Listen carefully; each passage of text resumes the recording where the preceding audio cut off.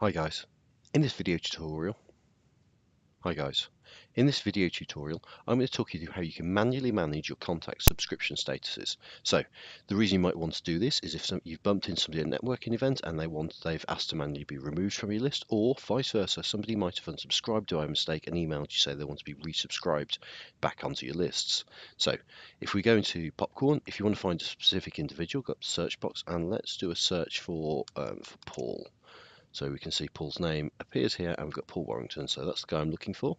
Once his profile's loaded up, you can see all his information's in there as per usual, but more importantly down this section here is the subscription status.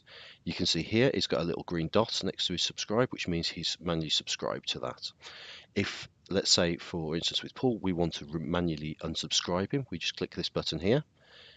You'll notice that this now goes red and we get something recorded in the timeline to say the person's been manually unsubscribed. If they'd done that via an email or via the website, that would be recorded in this section here to say exactly where they'd been unsubscribed from. So you've got a permanent record, which means you're GDPR compliant. And you'll also note that this is not, you cannot edit this, these cannot be removed from the history. So, and on the reverse of that, if somebody's unsubscribed and you want to re-add them, just simply click that button again. You'll see that turns green, and then you'll get a section recorded in here saying subscribe manually again.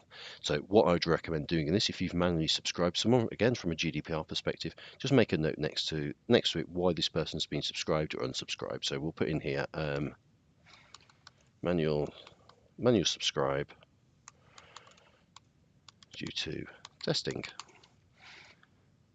and it helps if I can type. So, and we'll add that there, and that way, if anybody comes back to query why this person's been subscribed, you've got that as a record in there.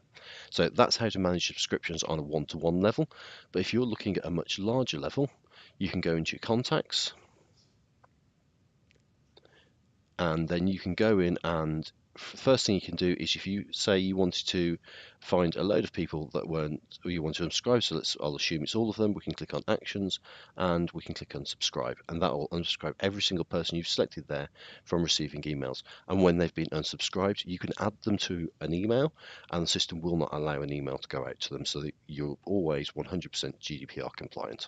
Anyway, if you've got any questions, please feel free to come back to us. Otherwise, happy emailing. Thank you very much.